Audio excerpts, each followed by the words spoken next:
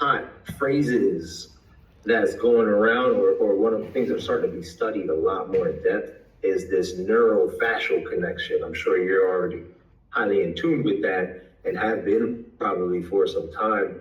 We talk neuromuscular capabilities and kind of components, but with fascia being such a highly sensory rich organ, that neurofascial connection, I feel, is going to show itself as a more important thing to focus on than the neuromuscular. I mean, it all kind of works and integrates itself together. I'm curious to hear from your perspective, as a neuromuscular expert, with the new information and education that's coming out about fascia and research and what it's showing. What's your take on kind of the statement I just made, that neuromuscular versus the neurofascial? Well, I think it's important, if it's okay with you, we take a step back, because it's very difficult to talk about systems within a fabric that we are not organizing in the conversation appropriately. Because once you create a correct interpretation of the fabric we're talking about, then incorporating a question like that will make much more sense. Otherwise, we'll get lost in the nuances of what one person thinks in contradiction to another. So firstly, what is fascia first? That's got to be the question of the day. Like, what is it and why the hell are we talking about it so much?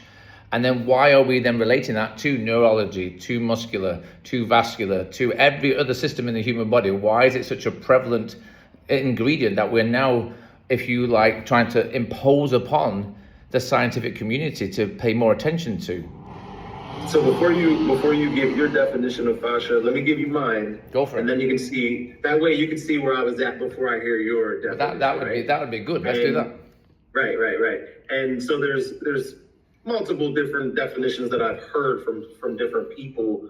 But I think what I've seen recently, the definition that is like, here's what most or the majority of us are standing on, and correct me if I'm right, or if I'm wrong, is that fascia is not tendons, is not ligaments and cartilage, but it's not like joint capsules, but it's more the stuff that's not that's still in between the tissues and in between the muscle belly and the fibers, which kind of like made me really like think like, all right, well, do we want to land on tendons and ligaments not being included in that? Because I've heard some people say that is fascia. Mm-hmm. I kind of like having them separate, but I think tendons, ligaments are still a type of fascia, but more of a classified fascia. Whereas what we're calling fascia right now is more that like that fuzz that's in between the tissues that we know is highly dynamic, that changes every millisecond and shifts every millisecond, highly important and necessary. But yeah, so I'm kind of in the in between, where I still sort of look at tendons, ligaments, and joints and all that, and cartilage as part of fascia. But to get it more precise and detailed and defined, fascia, probably I'd have to land on that same thing. Purely is that fuzz that's in between. And then we have joints, we have ligaments, we have tendons, which can be a type of fascia or very similar to fascia. I think that's what I would say as far as what fascia is in general. Well, that's very interesting to hear your perspective. And particularly the element of fuzz. I'm not sure where you got fuzz from. I can imagine the person that coined that phrase. I know the person well. And I know the article they put out. You've seen the fuzz speech. That's what I mean. Yeah, of course.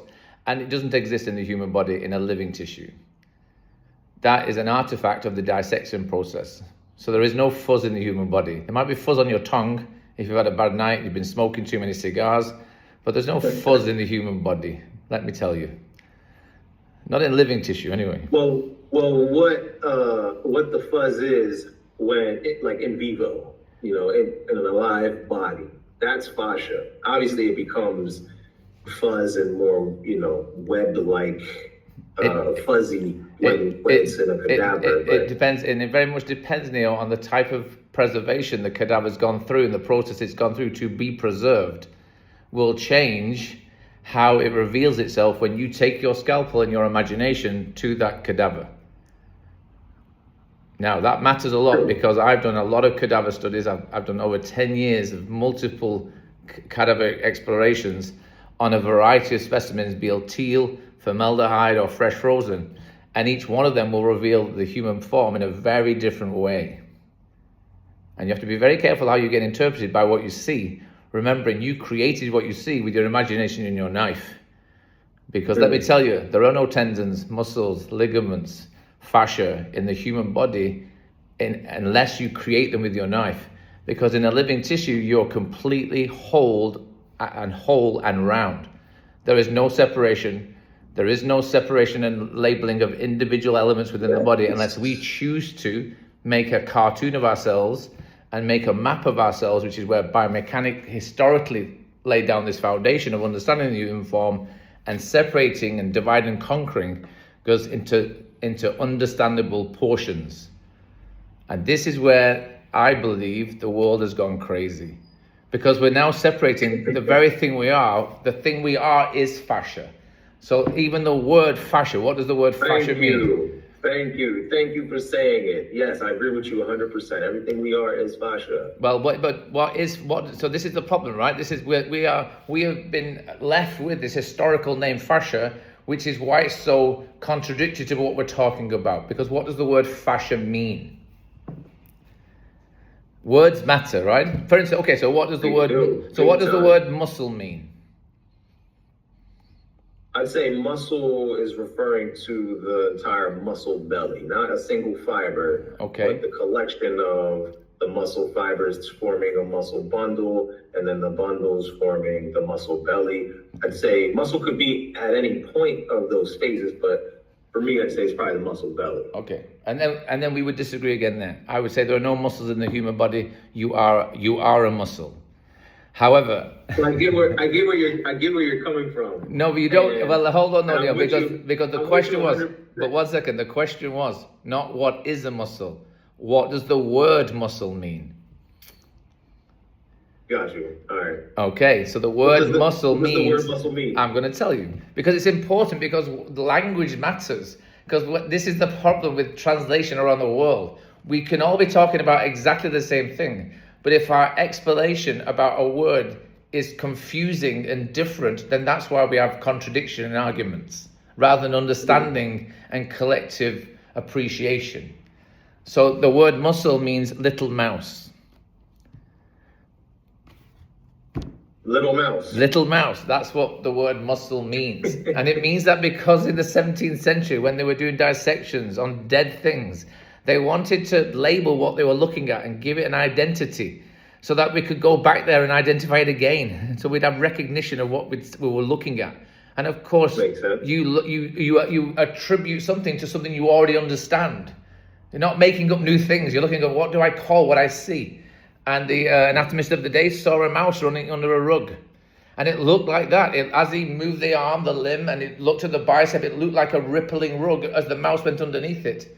And he went, well, let's call it that then. Let's call it what it looks like. As the spine looked like a set of stacked bones, it looked like a column. It's been called a spinal column for time immemorial. And it doesn't do anything like a column. Columns are stationary. Columns don't move. The spine does everything other than a column can do. It is highly dynamic and should move in all directions without collapsing and tumbling down because it moved. In fact, in movement, it becomes more dynamically stable. More dynamically unstable, more capable, right? So it's really important that we have clarity about the words we're using and understanding the context we're using them in. 100%. So yes. Now we go back to the question, what is fascia? What does the word fascia mean? Because then it will make sense to why we're challenging the official statement and decree that this is the definition of fascia, which makes no sense when you see what fascia truly is in living tissue through surgical procedures and through life, as opposed to what we then reveal in cadavic stories where we use our imagination to create what we thought was there. To try to understand it. We try to dictate our understanding through it. For instance, if you say there are over 1,300 origin insertions because they're in a book, if you get a scalpel and a dead body, you'll go and try and create them. And you can create a bicep tendon, no problem. But look at what you've sacrificed at the side of the table to reveal that thing you think is there in reality. And it's not. It doesn't exist at all in reality. It only exists in an educational forum where you're isolating something at the expense of everything else, which means it never existed because it couldn't possibly move in that particular way. I got you. So I guess if I was dissecting a cadaver, I could carve out 800 muscles. Or I could carve out, instead of there being, there are a certain amount of bones in the body, right? Well, are there? If you take them out, they look like this skeleton. They don't look like this. All of these have got pin joints to hold it together. It's got a pole up its ass. This never exists. This is the remains of the dead. And we've been learning from the remains of the dead and then attaching things to this imagery to make our imagination understand or try to interpret how it moved in reality. And this is one of the most misleading props that was ever created in science and the fitness industry, because people are taught how the body moves from a dead structure that never behaves in this way. Because so this would gotta realign. Well, you've got to re-understand what we're talking about, and that's why again we'll go back to it in a minute. But this would suggest that you have joints, because we had to create joints by pinning this thing of separation together to give it a skeletal form. But in reality, there are no joints. There is just a change of texture of the same material that allows you to change shape.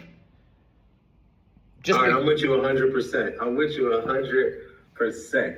But let's back it up a little bit. Let's do that. Because that can be hard for some people to comprehend. Well, it shouldn't be, because we have to explain it clearly. All the way. And I love that, because I've seen a lot of people take that concept about halfway. You're taking it all the way, well, all the way to its full meaning. Let me tell you, let me tell you, Neil. If we don't do it now, we'll be dead before anybody realizes it's the truth. Because I'm already 55 and I'm at this nearly 30 years. I'm not apologizing for jumping. I'm going there. Come with me and stay back. It's no problem. I'm with you. I'm there with you. Take me with you. We'll go all the way, right? But okay, the only thing with that is when someone hears that, it can be very shocking to understand, and it can kind of make you think well, damn, is everything that we've learned up until this point irrelevant? Or should we just abandon it and go in a different direction now? We reorganize our learning, and we prioritize what is relevant, and we bring others what is still appropriate. And we leave behind in our historical museum what served us to a certain point in time. Because that's called evolution. We are going to Mars, and only over 100 years ago we couldn't fly. We have evolved. We have technology now where everybody has a computer in their hand, whereas only 100 years ago most people couldn't write. But yet the world of anatomy and medicine has changed very little in terms of educating us about it, although there have been remarkable leaps into the future through pharmaceuticals and dealing with diseases. There has been incredible progress, but we still talk about the body like we're learning it in the 17th century, not in the year 2026. Love it. So there's a huge evolution happening in the industry right now, and you can totally see it. Language is changing, the way we do things, the way we look at the body completely changing.